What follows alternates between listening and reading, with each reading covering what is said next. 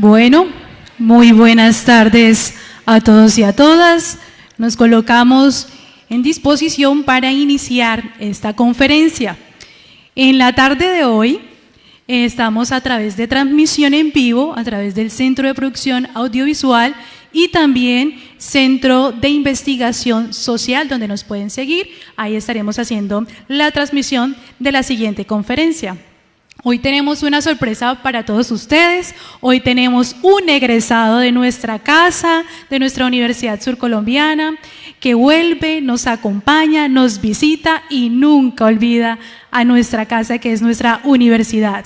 Hoy tenemos la conferencia de aportes de la neurociencia a la comprensión de las disparidades sociales y la violencia. Tenemos en la tarde de hoy al doctor Eduard Herrera Murcia, director de la Maestría en Neurociencia Social, profesor e investigador del Departamento de Estudios Psicológicos de la Universidad ICESI, doctor en Neurociencia Cognitiva Aplicada de la Universidad Maimónides, creo que es así, y seguidamente postdoctor en Enfermedades Neurogenerativas del Instituto de Neurología Cognitiva del Consejo Nacional de Investigaciones Científicas y Técnicas, y principalmente psicólogo de nuestra Universidad Surcolombiana. Un aplauso para él y bienvenido.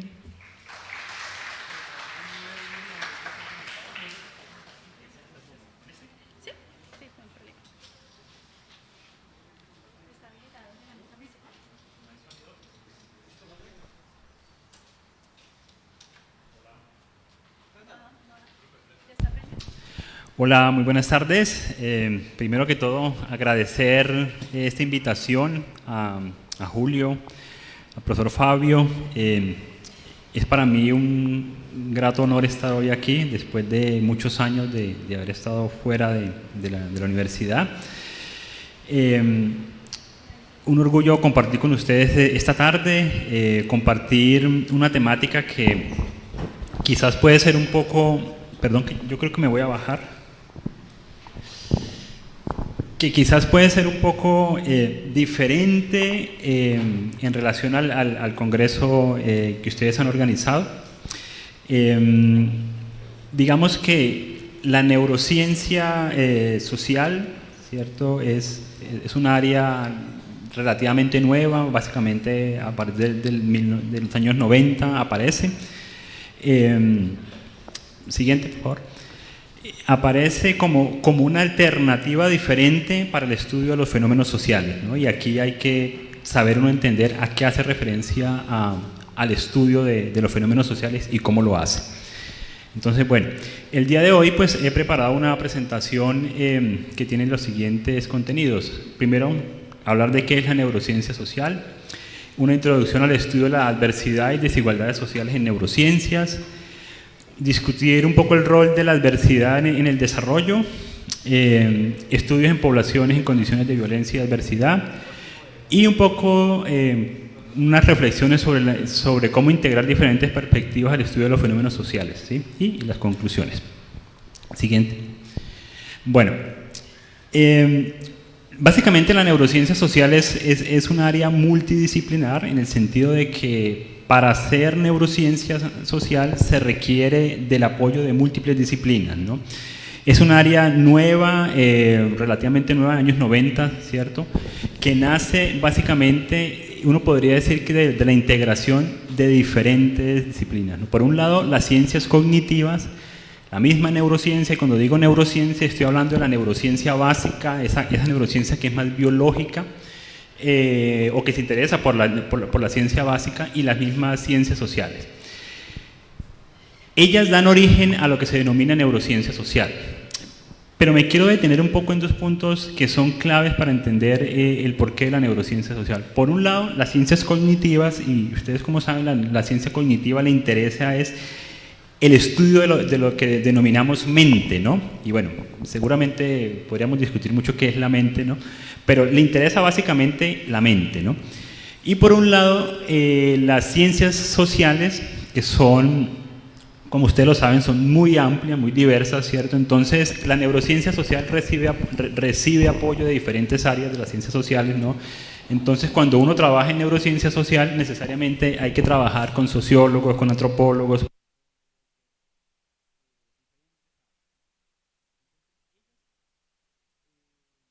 forman lo que es la neurociencia social. Entonces, ¿qué es la neurociencia social? Básicamente la neurociencia social es el estudio de la cognición social o de la interacción social, ¿cierto? El estudio de estos procesos, pero con una mirada biológica, social, cognitiva y también actualmente un poco más cultural. Entonces, es la integración de diferentes formas de estudiar los fenómenos sociales. En psicología, especialmente, digamos que la neurociencia social se nutre por un lado, de la psicología social experimental, ¿cierto? Esta psicología que nace en Norteamérica, más de orden experimental, más con diseños orientados hacia lo cuantitativo. La psicología cognitiva, ¿cierto? Por todo el tema de los procesos básicos. Y otra que es la psicología evolutiva, ¿no? Estamos hablando de la psicología evolutiva, pero no necesariamente de psicología del desarrollo, que son dos cosas totalmente diferentes, ¿no? Entonces, bueno, en esto confluye la neurociencia social. Pero la neurociencia social actualmente tiene dos vertientes. Una vertiente, que es esta que les acabo de presentar, que es una vertiente en la que yo me identifico, en la que yo me he formado y en la que he realizado diferentes estudios, que es una vertiente más cognitivista, ¿cierto? Pero hay otra vertiente, siguen por favor, que es una vertiente diferente, la llamamos emergente, pero en realidad no es tan emergente, que es una vertiente que le interesa más algo que se ha denominado la coordinación interpersonal, ¿no? Esto viene muy arraigado hacia lo que se denomina fenomenología experimental. Esto tiene un componente filosófico muy alto, ¿no? Es diferente a la otra apuesta. Básicamente, ¿de qué estamos hablando? Y es que al interactuar coordinamos nuestros movimientos, ¿no? Y a este tipo de neurociencia le interesa qué hay detrás del movimiento, ¿sí? Pero el movimiento como un movimiento cargado de un significado. O sea, ¿por qué interactuamos, ¿no? O sea, no es solamente el movimiento, digamos, que se da, sino qué hay detrás del movimiento. Y eso le interesa a la coordinación interpersonal. En ese sentido, aparece un concepto, y es la sincronía interpersonal. ¿Y qué es lo que sincronizamos, cierto? Sincronizamos nuestros cuerpos, sincronizamos en el movimiento, pero también sincronizamos nuestros ritmos biológicos, ¿sí? La frecuencia cardíaca, ¿cierto? La respiración, a nivel cerebral que sincronizamos, las ondas cerebrales se sincronizan, y en esto hay una cantidad de estudios que muestran básicamente que cuando yo estoy interactuando con otra persona, ¿cierto? En diferentes contextos, tiendo a sincronizar mi frecuencia cardíaca, por ejemplo, ¿no? O tiendo a sincronizar las ondas cerebrales, ¿sí? Esta es una forma de hacer neurociencia, ¿no? Es una neurociencia diferente. Incluso es una neurociencia más ecológica, porque la otra vertiente, la primera que les mostré, en la que yo me enmarco, tiene una cierta dificultad, y es que no todo se puede llevar al laboratorio, ¿no? Y eso es un punto importante, ¿no? Que digamos que en el fondo hemos logrado aprender, y es que no todo puede ser llevado al laboratorio, ¿no? Y menos cuando estamos hablando de fenómenos sociales, ¿cierto? Es mucho más complejo, es difícil, hay muchos problemas, ¿cierto? E incluso uno dice, bueno, ¿será que lo que he encontrado sí corresponde a la realidad? Eso queda en duda, ¿no? Y esas son las cosas con las que tenemos que lidiar en la neurociencia. Esta es un poco más ecológica, ¿no? Tiene sus dificultades porque requiere, por ejemplo, tecnología para poder estudiar estos fenómenos, tecnología a la que no tenemos acceso. Sí. En ese sentido, de esta parte emergente, que es la sincronía y la coordinación interpersonal, ¿cómo se ha estudiado, no? Se ha estudiado básicamente a partir de estudios de neuroimagen, de nuevas tecnologías, donde básicamente se colocan a dos personas, se les coloca un electroencefalograma, se pueden interactuar, como en el caso que ustedes ven una persona que está tocando guitarra, ¿cierto? Y se hacen las mediciones en el mismo instante, ¿cierto? Y se mira las ondas cerebrales, qué capacidad tienen de coordinarse. De esa forma se ha hecho, pero aún sigue siendo todavía poco ecológico, ¿sí? Pero al menos hay interacción en diferentes momentos, diferente a la otra donde no hay interacción. Siguiente. Bueno, teniendo en cuenta esto, hay unos principios básicos de la neurociencia social que me interesa muchísimo que nos quede claro. ¿Y por qué lo digo? Bueno, ustedes saben, fui egresado de esta universidad y también me formé en un doctorado en neurociencia muy básico, muy básico. Y el componente biológico era muy marcado. ¿En qué sentido? Es decir, que todo se le atribuía un componente biológico, ¿no? Que, por ejemplo, que hacer diferentes estudios, bueno, lo que importa es la biología, ¿cierto? Pero la parte social no interesa, ¿no? O sea, o al menos no nos interesó. Cuando pasa el tiempo, ¿cierto? Y uno comienza a ver que hay otras alternativas de hacer neurociencia, que en realidad si esto se hubiese estudiado en la época que hicimos el pregrado, uno diría, bueno, pues no sé, nos podían acusar de cualquier cosa así como muy estrafalaria, ¿cierto? Porque es imposible estudiar lo social desde la neurociencia. Eso era algo que nos decían, ¿no? ¿Cómo vas a estudiar lo social desde la neurociencia? Eso no se puede, ¿cierto? Eso déjenselo allá a los científicos sociales, ¿cierto? Pero se sabe que eso sí se podía hacer. Lo que pasa es que no teníamos acceso a eso todavía. Entonces, básicamente, ¿qué principios parte de la neurociencia? Por un lado, que existen múltiples determinismos, ¿no? Y quiere decir que diferentes factores podrían explicar un solo fenómeno. Y eso nos pone en problemas, ¿cierto? Porque si usted está haciendo una investigación y está diciendo que lo que encontró pertenece a esa problemática, pero además que hay otros factores, ¿cierto? Está diciendo uno, bueno, el fenómeno es complejo, ¿sí? Entonces, pero está claro eso en la neurociencia social, que no existe una única causa, ¿cierto? Y que hay múltiples causas, ¿sí? Sobre todo en fenómenos sociales. Otra cosa muy importante también es que el todo no predice las partes, ¿cierto? Yo no puedo partir de esa información general, global, ¿cierto? Para poder hablar de las partes específicamente, ¿no? Entonces, si uno dice, bueno, yo estoy estudiando el fenómeno de la violencia, uno dice, bueno, pero la violencia es multifactorial, ¿cierto? No hay una única causa, ¿cierto? O quizás no la podemos encontrar, ¿cierto? Entonces, no puedo hablar de violencia, ¿cierto? Si no tengo en cuenta los detalles. Y además de esos componentes, existe una mutua interacción entre los factores. Es decir, que esos factores podrían explicarse entre sí también y explicar también, en este caso, el caso de la violencia. Y les pongo un ejemplo acá de un artículo de un neurocientífico muy famoso por estudiar la empatía, donde él propone básicamente, dice, mira, para estudiar la violencia es necesario tener en cuenta múltiples niveles. Por un lado, la dinámica grupal, ¿cierto?, de grupos sociales. Por otro lado, lo personal, ¿cierto?, relacionado con la deshumanización, la conformación de los grupos, ¿cierto? Y por otro lado, la parte más sociológica, ¿sí? Todo esto necesariamente, lo ideal, estoy diciendo, ¿no?, debe estar atravesado por los componentes biológicos, ¿sí? Desde lo más molecular hasta lo más cerebral como tal. ¿Que se puede hacer o no? Difícil de hacerlo, pero es el mundo ideal, el mundo ideal.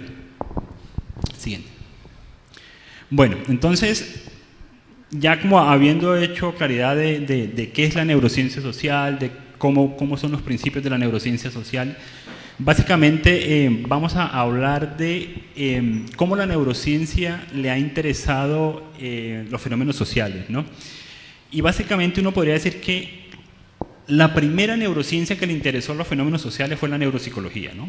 Y aquí hay que hacer un paréntesis grande. Una cosa es la neuropsicología y otra cosa es la neurociencia social. O una cosa es la neuropsicología y otra cosa es la neurociencia cognitiva, ¿no? Son dos mundos que están en el mismo componente, pero son muy diferentes, ¿no?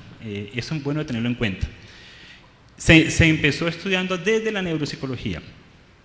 Como la neuropsicología tiene sus limitaciones, ¿cierto?, posteriormente avanzó hacia una neurociencia social, ¿cierto? ¿Por qué? Porque la neuropsicología nunca pudo y nunca le interesó las emociones, ¿sí? Nunca le interesó el estudio de las emociones, nunca le interesó el estudio de las interacciones. Entonces, es un campo muy reducido, ¿cierto?, que obviamente es importante para el estudio de ciertos fenómenos, ¿cierto?, pero no de lo social. Entonces los primeros estudios comienzan por ahí. Y existe básicamente como tres formas de entenderlo, digámoslo así, y es unos modelos sobre cómo poder entender cuáles serían las causas de las disparidades sociales, y aquí hago un paréntesis, disparidades sociales entendidas como o relacionadas con el estatus social o el estatus económico. Y básicamente se dice que el cerebro podría ser una especie de mediador entre la calidad de vida, ¿cierto?, y el estatus socioeconómico. Ese es un primer modelo. Y el otro es que no, que el estatus social, ¿cierto?, es el que media esa relación entre cerebro y calidad de vida, ¿cierto? Son como otros componentes. Pero el tercer componente es un componente que los integra. Y es decir, que dicen que no podemos establecer una relación direccional, ¿cierto?, cuando estamos hablando de tres componentes. Por un lado, el estatus socioeconómico, por otro lado, lo cerebral, y por otro lado, los factores sociales, factores cognitivos. Entonces, que en realidad es una interacción entre todos ellos, ¿no? Yo creería que es así, o sea, uno no puede establecer una direccionalidad hacia eso, simplemente, seguramente en algunos casos va a tener más efecto lo social, en otros casos más efecto lo cerebral, en este caso lo biológico, y en otros casos más la parte cognitiva, ¿no? Entonces, no es posible establecer esa relación. Bien. Bueno, este es un ejemplo de un estudio que se hizo, un estudio longitudinal, donde se tomaron diferentes personas que habían estado o que habían sido clasificadas como personas que tenían un bajo estatus económico.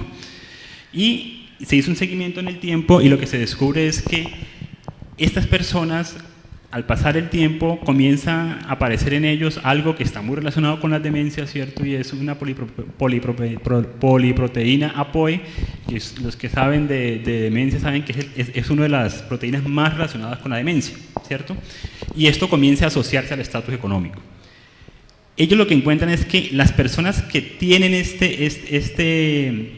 proteína más marcada, más presente, tienen problemas cognitivos. ¿Y eso qué es lo que quiere decir? Que posiblemente las disparidades sociales, ¿cierto?, a lo largo del tiempo podrían llevar hacia a tener un cuadro demencial, ¿cierto?, o a tener un deterioro cognitivo.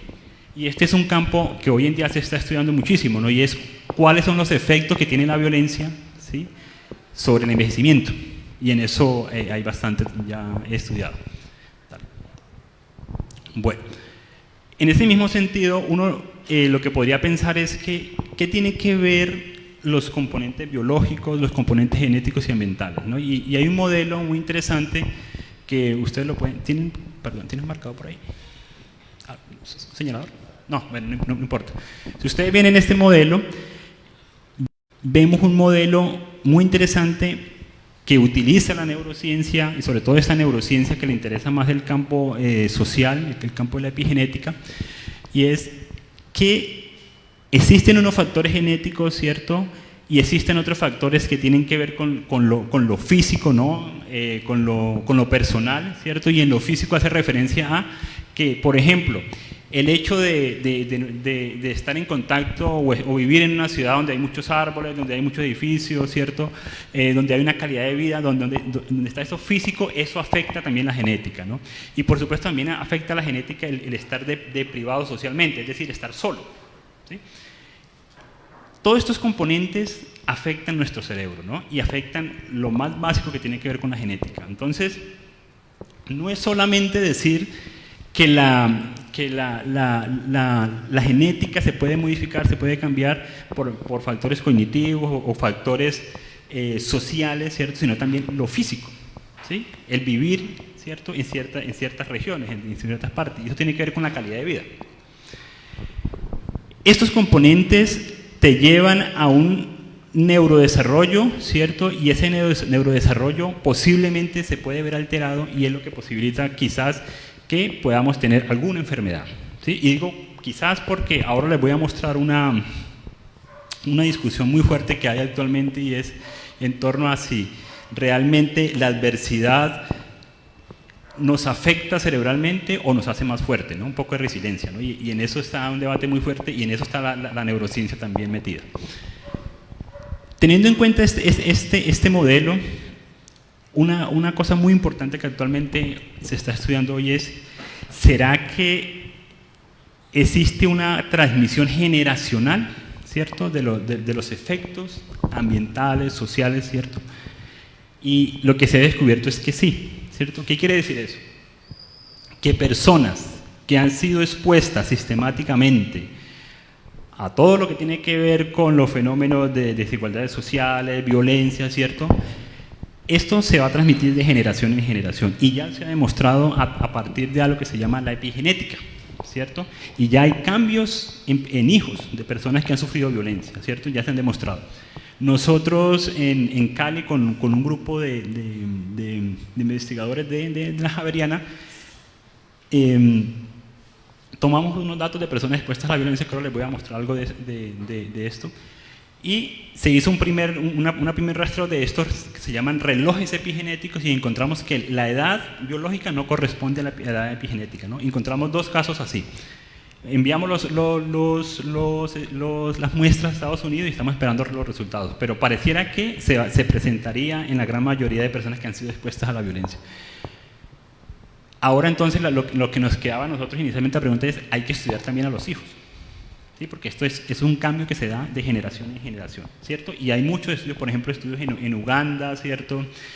Estudios en Medio Oriente que han estudiado por mucho tiempo la violencia y han encontrado ya esto. Alguien podría decir, pero bueno, si lo han encontrado ¿para qué lo van a estudiar acá? Es muy diferente, ¿cierto? Es muy diferente y en eso también la genética, la neurociencia ha puesto sus ojos y es que cada contexto es diferente, ¿cierto? Porque quizás no tengan la misma afectación aquellos que son de Medio Oriente versus a los que estamos aquí en Colombia, ¿no? Entonces, en eso ya hay como algunas luces. Siguiente. Bueno, este es un ejemplo justamente de esos cambios en la metilación. Este es un estudio que se hizo con personas afrodescendientes que fueron expuestas a la violencia, adolescentes, y básicamente lo que se encuentra es que existen cambios, y de pronto voy a hacer aquí como un paréntesis, en la expresión de los genes, ¿sí? A eso se refiere la epigenética. No es que existan mutaciones, ¿cierto? Es otra cosa diferente, es el cambio en la expresión de los genes. Esos genes se expresan, ¿cierto? O esos cambios se expresan a nivel de genes que tienen funciones relacionadas con el sistema nervioso central y con el sistema inmunológico. ¿Y eso qué quiere decir? Que detrás de esto viene cualquier cantidad de enfermedades, no solamente enfermedades a nivel cerebral, sino otro tipo de enfermedades. Entonces, por ejemplo, la diabetes, ¿cierto? Podría estar relacionado con esto. La reflexión que queda acá es entonces, ¿y qué pasaría entonces si a nosotros nos pasa lo mismo? Si encontramos que la violencia también está asociada a este tipo de enfermedades, ¿no? Y que existen cambios a nivel de la expresión génica, a nivel más molecular, más biológico, ¿no? O sea, personalmente, digamos que yo he venido como transitando desde las enfermedades neurodegenerativas, ¿cierto? Que fue lo primero que hice, y ahora me interesa mucho poder entender y comprender cuáles son los efectos de la violencia, ¿cierto? Y justamente estamos como tratando de transitar este camino hacia buscar también qué hay en esa parte biológica y cómo poderlo relacionar con lo social. Siguiente. Bueno, este es otro estudio también que básicamente se los recomiendo muchísimo. En realidad es una revisión de múltiples estudios que justamente asocian el estrés psicosocial, ¿cierto?, con el envejecimiento, ¿cierto? Y ahí les coloqué un par de estudios solamente, pero en realidad es una cantidad bastante grande, que muestran que efectivamente sí hay cambios a nivel de la expresión de los genes, ¿cierto? Que sí hay cambios a nivel de la expresión de los genes, y eso es debido al estrés, ¿sí? Al estrés, ¿cierto? De diferentes tipos de estrés, sobre todo estrés vinculado a la violencia. Siguiente. Bueno, a nivel cerebral, digamos que esta es como la parte más, como la parte más clara, digámoslo así, o lo que más he estudiado, y es que evidentemente las personas que han sido expuestas a la violencia o a las personas que tienen disparidades sociales, se ha mostrado que sí hay alteraciones a nivel cerebral, ¿cierto? Sí hay alteraciones a nivel cerebral, básicamente se han expuesto diferentes estructuras, corteza frontales, corteza cingulada, el mismo cerebelo, y que eso posiblemente te lleva a tener ciertas enfermedades a nivel mental. Sí. Pero, dicho esto, existe hoy en día una discusión muy grande, y es que si necesariamente el hecho de yo pertenecer o haber sido, o haber crecido en un contexto de muchas necesidades sociales, económicas, ¿cierto? Si eso necesariamente me lleva a tener, entre paréntesis, un problema, un defecto, un problema cognitivo. Y este artículo, que también se los recomiendo mucho, es de este año, y plantea que no necesariamente, ¿cierto? Y ya hay cierta evidencia que muestra eso, ¿no? O sea, el hecho de que yo tenga mis necesidades básicas no satisfechas o que la niñez lo haya hecho, no necesariamente esto me lleva a tener problemas cognitivos, ¿cierto? No necesariamente. ¿De qué depende? ¿O de qué podría depender? De otros factores. Lo que les decía al principio, esto es multifactorial. Entonces, no todo el mundo tiene la misma posibilidad de tener estas alteraciones. Y esto, digamos que marca un hito muy grande, ¿no? Y es porque uno lo que mira realmente en las neurociencias y es que la mayoría de estudios comienzan a mostrar lo mismo. Claro, si no tuviste un buen neurodesarrollo, ¿cierto? Si no tuviste las necesidades básicas satisfechas, vas a tener problemas. Sí por un lado y no por el otro, ¿no? Incluso algunos autores dicen que esto es un mecanismo adaptativo. Aquellas personas que no tienen esas dificultades simplemente tienen mejores mecanismos adaptativos. Y lo que se piensa es que esto tiene una explicación en nuestra evolución, ¿sí? En la evolución se puede explicar eso. Entonces, este es como una especie de alerta para que nos devolvamos un poco a tener en cuenta la evolución, ¿cierto? ¿Por qué evolucionamos así? ¿Por qué los procesos cognitivos y sociales evolucionaron? ¿Y cómo evolucionaron, ¿cierto? Para poder explicar esto.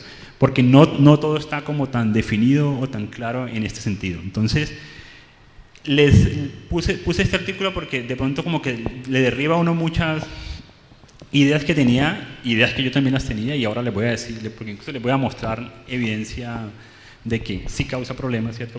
Pero en realidad es muy interesante por eso, ¿no? Porque no nos hemos fijado en cómo han evolucionado nuestros procesos cognitivos, nuestros procesos sociales, y tampoco hemos incluido otras áreas también para poder trabajar con las disparidades sociales, ¿no? Entonces, es un llamado a la interdisciplinaridad. Bueno, justamente esta reflexión le lleva a uno a pensar lo siguiente, ¿no? Y está muy marcada en este artículo, y es que entonces, ¿qué debemos hacer? Las experiencias adversas necesariamente son negativas, ¿cierto?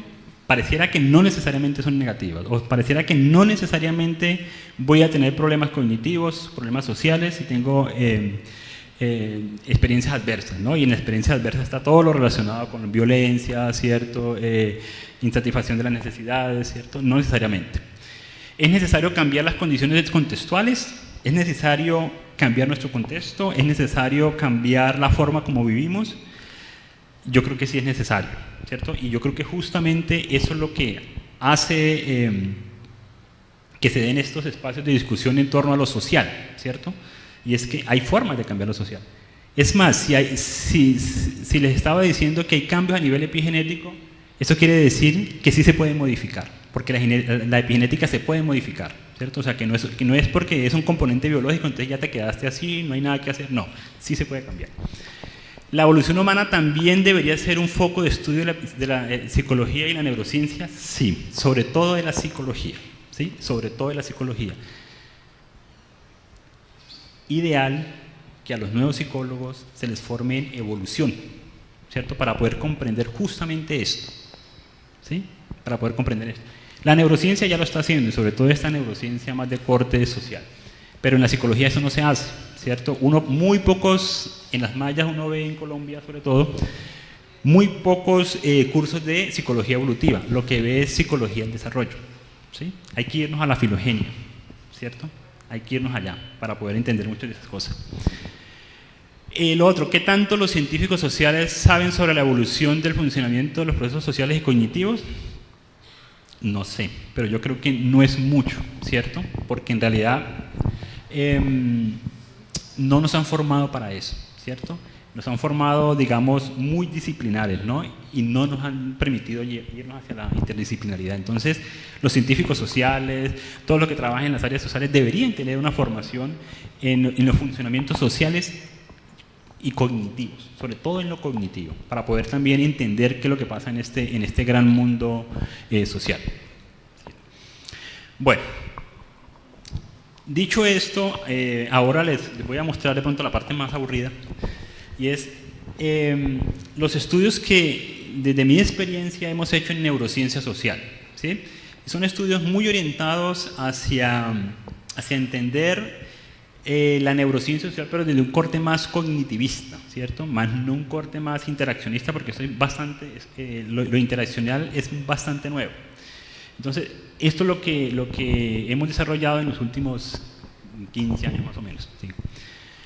Por un lado, ¿qué hemos estudiado en la neurociencia social? Fenómenos que tienen que ver con la interacción social, fenómenos que tienen que ver con las emociones sociales, ¿cierto? Entonces, por ejemplo, en este estudio que se hizo con adolescentes infractores, se estudió, por ejemplo, dos procesos o dos componentes o funcionamientos, que es la envidia, ¿cierto? ¿A quién se les ocurre estudiar la envidia, cierto?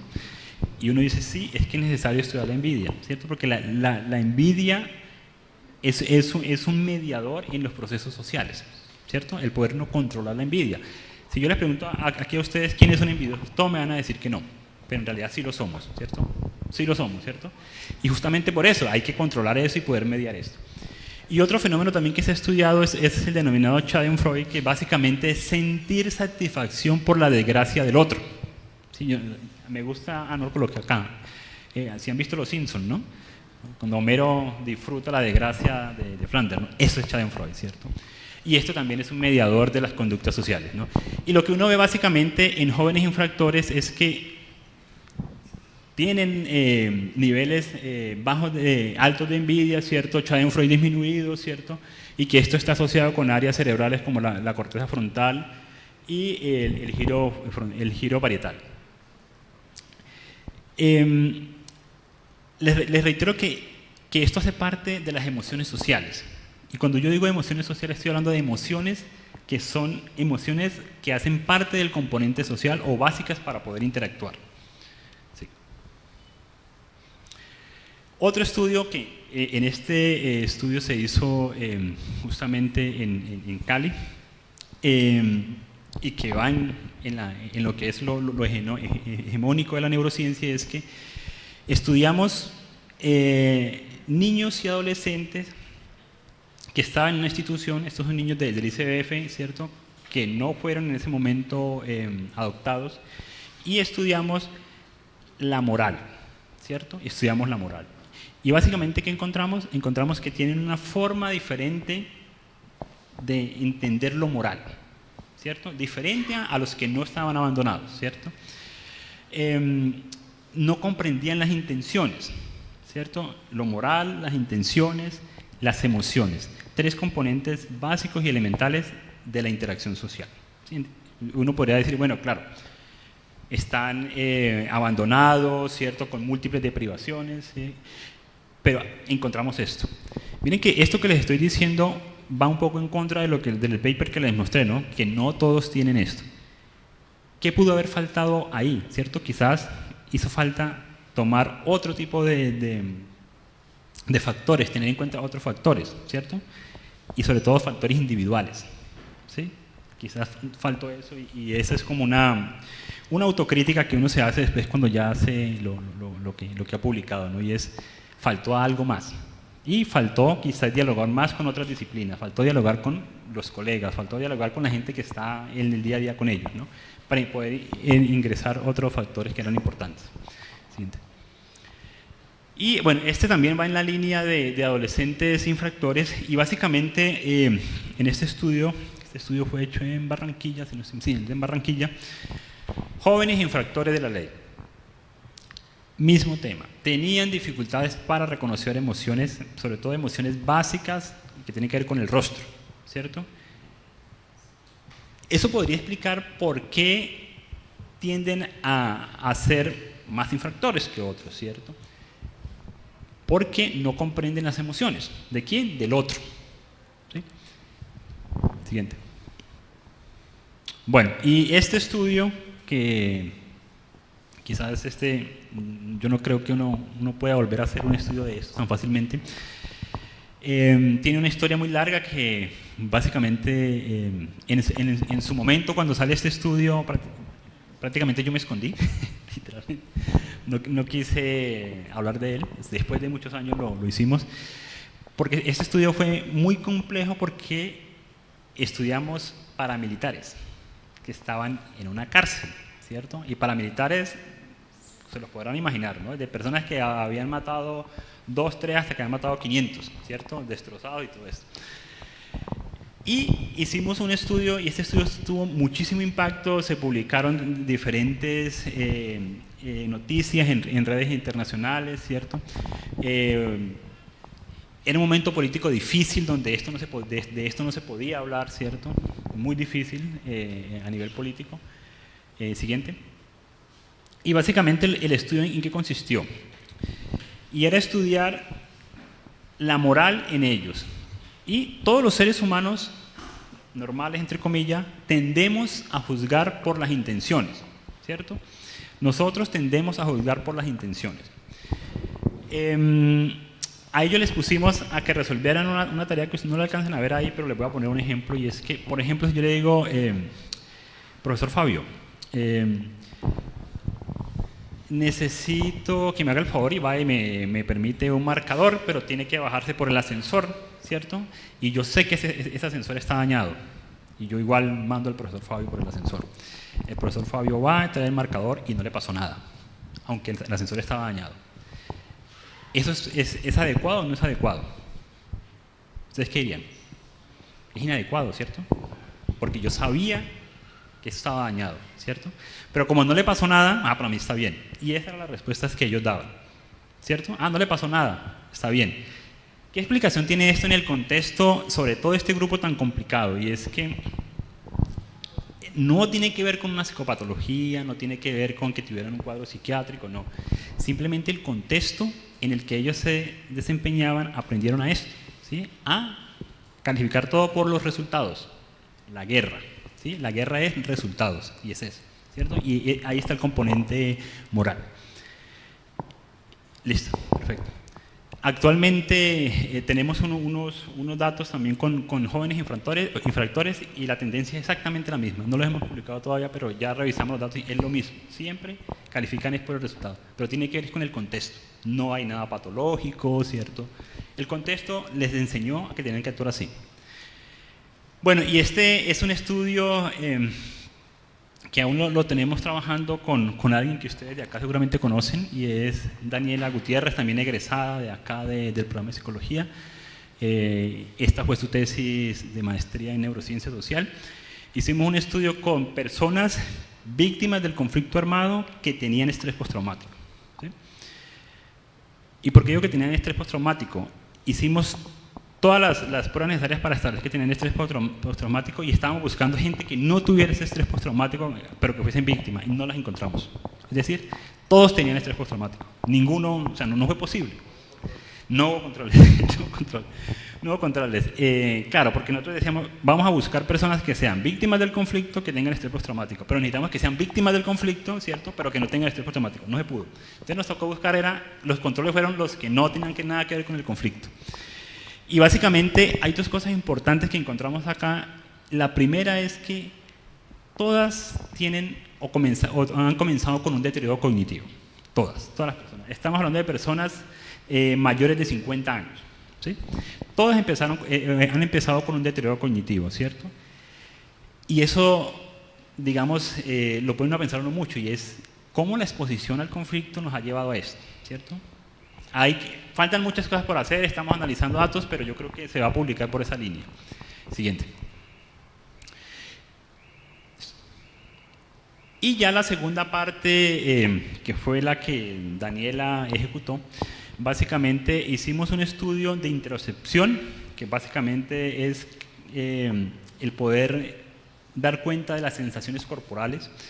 Hicimos una tarea muy sencilla donde poníamos a las personas enfrente de un computador mientras tenían un electroencefalograma conectado, ¿cierto?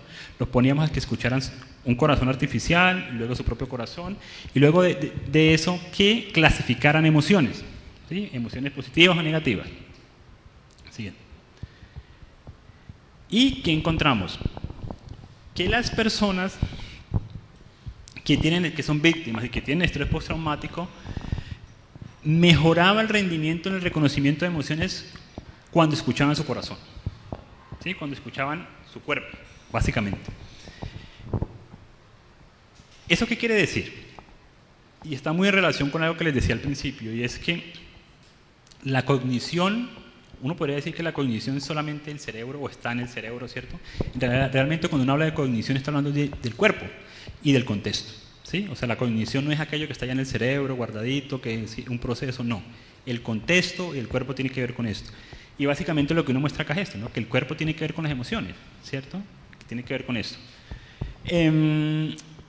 Y bueno, aquí teníamos dos clasificaciones. Hay una nueva clasificación de TED que es TED complejo y TED básico, no sé si se llamará básico. Y el complejo es el que tiene más reexperimentación. Esto está en el nuevo CIE 11, creo que está. Esa nueva clasificación salió en el 2019 más o menos. En ellos encontramos esto. En el TED, ¿cierto? El priming interoceptivo mejoró el rendimiento en reconocimiento de emociones negativas respecto al estereoceptivo, ¿cierto? Porque también le podríamos hacer que hiciéramos una tarea de estereocepción. Entonces, básicamente encontramos esto, que esto les ayudaba a mejorar este reconocimiento de emociones. Siguiente. ¿Qué pasaba a nivel cerebral? ¿Cierto? A nivel cerebral encontramos que regiones frontales, ¿cierto? Estaban estrechamente asociadas con este proceso, y además que existía algo que se llama un componente a nivel de electroencefalografía, un componente que es un potencial evocado del corazón, pero que tiene su representación a nivel cerebral. Es un potencial evocado del corazón, pero con una representación a nivel cerebral, que se da más o menos entre los 300 y 60 milisegundos. Y esto lo encontramos en ellos, ¿no? Es decir, que encontramos, de cierta manera podríamos decir que encontramos una base fisiológica, ¿cierto? Que explicaba lo que les dije anteriormente, ¿sí? Siguiente. ¿Qué conclusiones podemos tener acá de este estudio? Lo que ya les decía, ¿no? Básicamente, las víctimas con estrés postraumático tienen dificultades en el reconocimiento de emociones. Eso ya más o menos se sabía, ¿no? Pero lo interesante acá es que mejoraron después de escuchar su cuerpo, o mejoraron después de escuchar su corazón, mejor exactamente, ¿cierto? Es decir, que esto podría llevarnos a pensar más adelante, y es que quizás los tratamientos, las terapias o todo lo que se busca para mitigar estas alteraciones podrían estar relacionadas con esto, y es el cuerpo, qué rol puede cumplir en esto, ¿no? Y eso yo creo que es una tarea que está pendiente, ¿no? Siguiente. A nivel de cerebral, sí, por supuesto encontramos la base fisiológica de estas alteraciones, y están a nivel frontal, ¿cierto? Y eso implica corteza frontal y está implicando múltiples procesos. No podríamos decir exactamente cuál, porque también pecaríamos por localizacionistas y reduccionistas, ¿no? Pero son procesos que tienen que ver con las relaciones sociales, con las interacciones sociales, y también seguramente procesos básicos. Siguiente. Bueno, este es otro estudio que recién nos acaban de aceptar, y estudiamos también la desvinculación moral, ¿cierto? En jóvenes infractores y jóvenes que estaban en los colegios, pero que tenían un llamado o tenían llamados de atención por problemas conductuales más controles, ¿cierto? Y básicamente encontramos que tienen un desenganche moral, es decir, que clasifican y evalúan lo moral, ¿cierto? De cierta forma que los hacen más flexibles moralmente. Y además de esto está relacionado con el estrato socioeconómico, ¿sí? Está relacionado directamente con el estrato socioeconómico, ¿sí? O pareciera también que este es un predictor de lo moral, ¿cierto? Esto es un poco complejo poder uno explicar. Digamos que no podríamos decir que es que el hecho de tener un estrato socioeconómico bajo me hace moralmente más flexible. No necesariamente eso, ¿no? Yo lo que creo es que detrás de eso hay otras otro fenómeno, otros factores que podrían explicar esto que nosotros no pudimos señalarlos. Siguiente. Bueno, y ya finalmente, ¿qué estamos haciendo actualmente para comprender la violencia y las disparidades sociales desde las neurociencias? Siguiente. Pues básicamente es lo que les comentaba al principio. Personalmente, he trabajado mucho en neurociencia, con un corte muy cognitivista, ¿cierto? Actualmente, ¿qué estamos haciendo? Estamos incluyendo genética, epigenética, estamos incluyendo obviamente las medidas cerebrales, pero también nos hemos ido hacia la interacción, ¿cierto? Nos hemos ido hacia la interacción, o sea que estamos tratando en este momento de unir la neurociencia hegemónica, ¿cierto?, más cognitivista, más esta neurociencia más interaccionista, más de corte evolutivo, ¿cierto?, para poder integrar muchos factores y por supuesto también tener en cuenta lo genético. Y en esto ya tenemos 2 estudios, y uno que no tiene que ver con temas de violencia, pero tiene que ver con cuadros psiquiátricos, y otra con esto mismo lo estamos haciendo en personas víctimas del conflicto armado, ¿sí? Estamos haciendo electroencefalografía, estamos haciendo epigenética, vamos a iniciar el próximo año con interacción, pero eso básicamente nos lleva a lo siguiente, y es, ¿qué debemos hacer? Primero, tener un mayor diálogo con otras disciplinas. Yo creo que eso es lo más importante cuando uno trabaja en esta área de neurociencia social, y es tener el diálogo con otras disciplinas, incluir otras disciplinas. Aquí no está, digamos, aunque la neurociencia social es muy de corte empírica, de corte experimental, nosotros, o al menos lo que yo he visto en esta área, y es que no hay discusiones en qué tipo de investigación se hace, ¿no? Si es cualitativa, si es cuantitativa, esa discusión ya desapareció hace muchísimos años y se puede dialogar. Lo otro es comprender el contexto, y esto es muy importante. No son los resultados cuando uno trabaja en neurociencia y en fenómenos sociales no son iguales lo que yo hago aquí en Colombia versus lo que hacen en Ecuador, incluso puede ser muy diferente lo que hacen en la costa a lo que se hace acá. Hay diferencias contextuales y esas diferencias contextuales influyen en estos resultados. Y otro componente importante es incluir abordajes multinivel, ¿cierto? Es decir, diferentes tipos de mediciones, para que pensemos más adelante cómo llevar esto a lo translacional, es decir, cómo llevar esto a lo aplicado, porque en general las neurociencias no han sido un área muy orientada hacia lo aplicable, ¿cierto? Pero la idea es que todo esto que se está encontrando, que se está investigando, llevarlo a lo aplicado, es decir, llevarlo al campo, ¿sí? Eso es lo más importante. Y es más, debería ser como el eje fundamental de la ciencia, ¿no? Y es cómo llevamos esto que descubrimos al campo. Y otra cosa muy importante, y es incluir ciencia de datos, ¿cierto? Actualmente, si uno no trabaja con ciencias de datos o con personas que expertas en ciencias de datos, le queda muy difícil poder uno hacer estos acercamientos, ¿no? Eso es lo que podríamos decir que estamos haciendo, y hacia eso estamos marchando, especialmente en la maestría. Siguiente. Conclusiones, yo creo que ya se ha dicho, ¿cierto? Primero, la neurociencia social puede aportar al estudio de la violencia y las disparidades sociales, aporte a esta complejidad, pero se requiere un diálogo inter y transdisciplinar, ¿sí?